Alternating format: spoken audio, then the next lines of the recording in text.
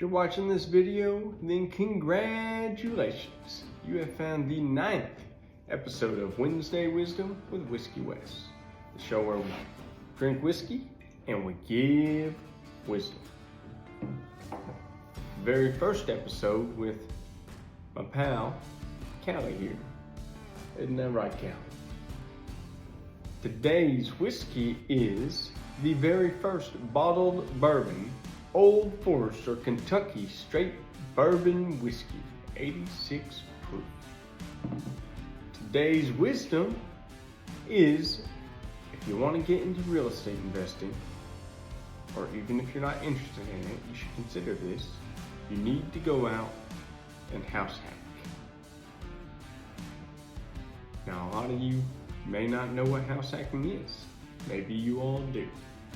But in my personal opinion, especially if you are a younger person who has not yet purchased their first home to live in, you need to house hack.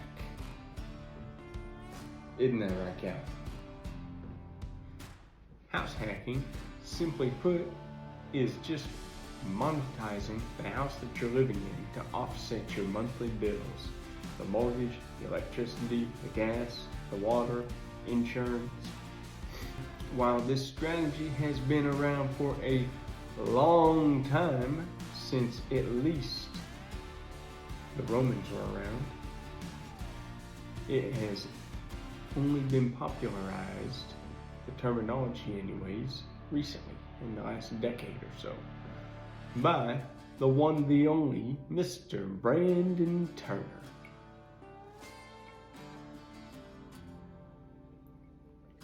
Famous from the Bigger Pockets podcast. Now, the traditional way to house hack is to buy a multi-unit building, a small multi-family. You want a duplex, a triplex, or a fourplex. Now, you don't want to get bigger than 4 because after you get bigger than 4, you can't get a conventional loan. You gotta go commercial. Anything 4 units or less though is all good for conventional loans. So traditionally, you would go out and you buy your duplex. You live in half of it, the 1 unit, and you rent the other unit out. And let's say your mortgage is $700 a month. Ideally, that other half, the unit that you're renting out, will rent for $700 or more a month. If it rents out for $1,000, then you'd be putting money in your pocket.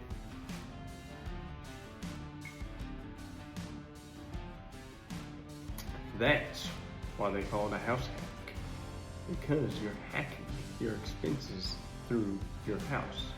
You're having someone else pay for your house, pay down the loan, while you reap the benefits of getting to live in the house.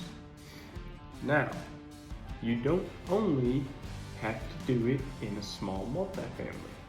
You can also do it in a single family residence or a unique property. If you can monetize that property, then you're good to go.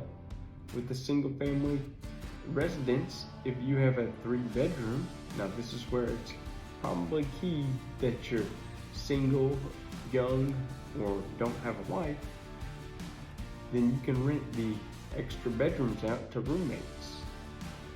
Or if you have a walkout basement, you could rent the basement out. You could put extra bedrooms, basements, a carriage house, mother-in-law suites, a garage with a living space over it. You can rent all those spaces out. And if you're so lucky enough to live in an area that demands some Airbnbs, you can rent them bedrooms out on Airbnb and really supercharge your cash flow. You can rent them out to traveling nurses. There's all kinds of ways you can monetize your home. You just have to look. That's today's wisdom.